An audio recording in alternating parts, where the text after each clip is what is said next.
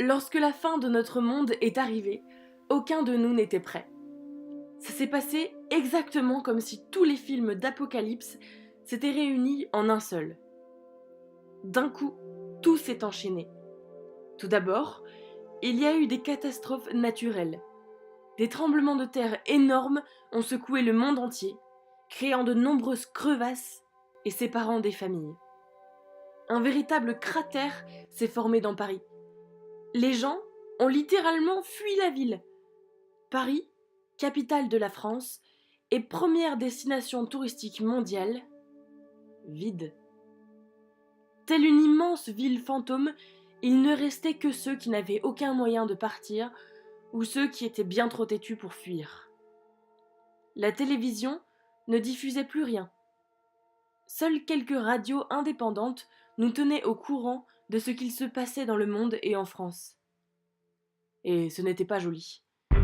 À cause des tremblements de terre, des bactéries très anciennes, avant bloquées dans les roches, étaient remontées à la surface et intoxiquaient les gens.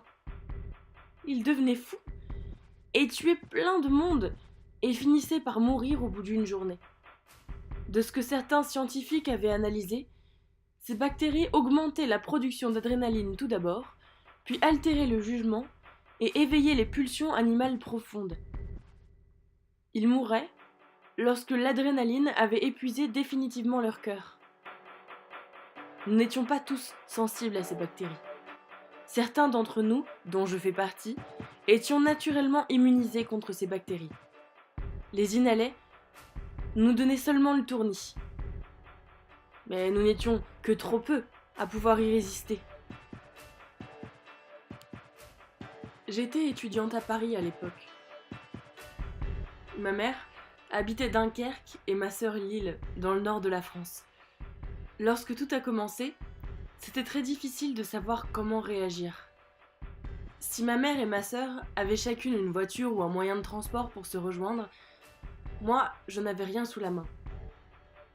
J'avais toujours rêvé d'avoir une moto, mais je n'avais jamais eu l'occasion d'en avoir une. Et je n'avais pas non plus de voiture. Je n'avais réellement aucun moyen de les rejoindre à Dunkerque. Nous nous sommes toutes les trois appelées sur Messenger, car heureusement, par je ne sais quel miracle, Internet fonctionnait encore. Et c'est alors que nous avons convenu ensemble d'un objectif principal. Par n'importe quel moyen possible et inimaginable, nous devions nous retrouver, toutes les trois, à Dunkerque. Cette fois-ci, je n'avais pas le choix. Il fallait que je trouve un moyen. Et un bon moyen, qui me permettrait également de prendre mon petit chiot avec moi.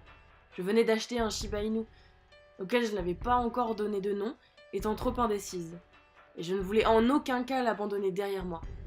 J'ai alors pensé à un nom parfait pour ce petit être pur et fragile. Espoir. Il s'appellerait Espoir.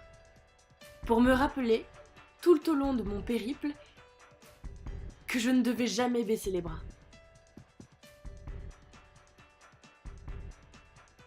J'habitais dans une cour, à Paris, et j'y étais donc pour le moment en sécurité, puisque personne ne pouvait y entrer sans une clé. J'avais beaucoup de provisions, et je n'étais donc pas en danger de sous-nutrition. Mais je ne pouvais pas rester là indéfiniment. Il fallait que je trouve un moyen de partir de Paris, et de rejoindre ma mère et ma sœur à Dunkerque. Ma sœur était déjà arrivée là-bas, et avait emporté avec elle ses livres de médecine, qui pourraient sans doute nous être utiles en cas de problème, quelques vêtements indispensables, et ses 2 chats. De mon côté, j'avais beaucoup plus de mal. Je n'osais pas sortir de chez moi. Je ne savais pas à l'époque que j'étais immunisée contre les bactéries, et je tremblais à l'idée de devenir folle.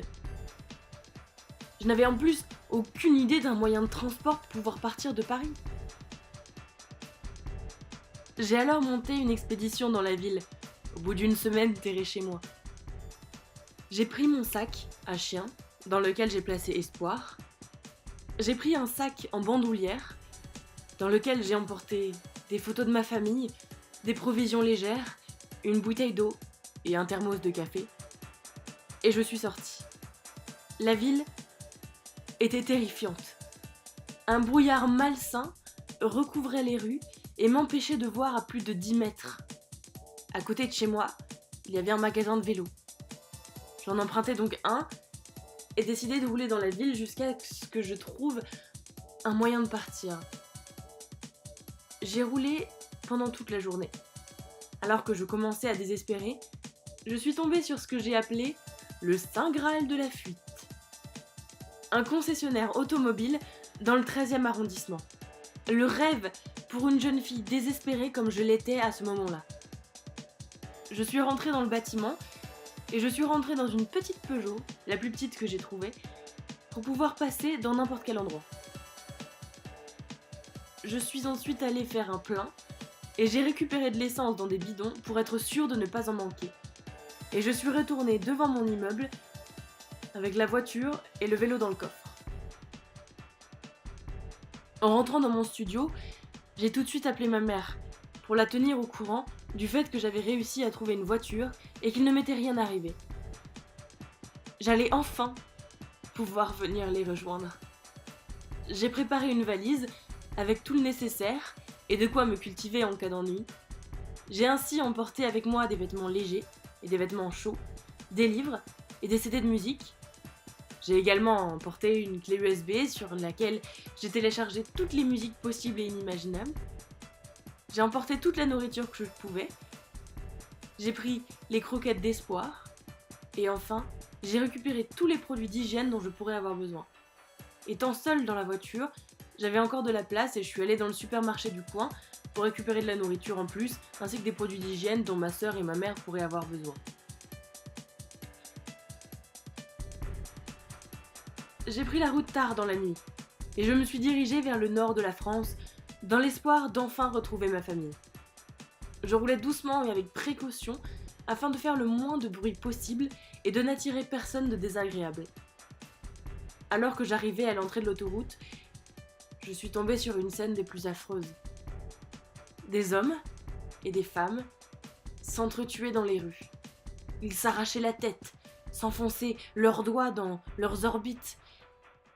C'était l'enfer devant moi. J'ai tout d'abord arrêté ma voiture, de peur de faire du bruit et de les voir se jeter sur moi. Puis j'ai verrouillé les portières. Une des femmes a soudain tourné la tête et m'a regardé directement dans les yeux. J'ai alors compris qu'elle m'avait vue et que j'étais sa nouvelle cible. J'ai démarré en vitesse, alertant tous les fous autour de moi qui se sont automatiquement mis à courir vers moi. J'ai alors foncé droit devant, en écrasant quelques-uns, et sans me retourner, j'ai quitté Paris.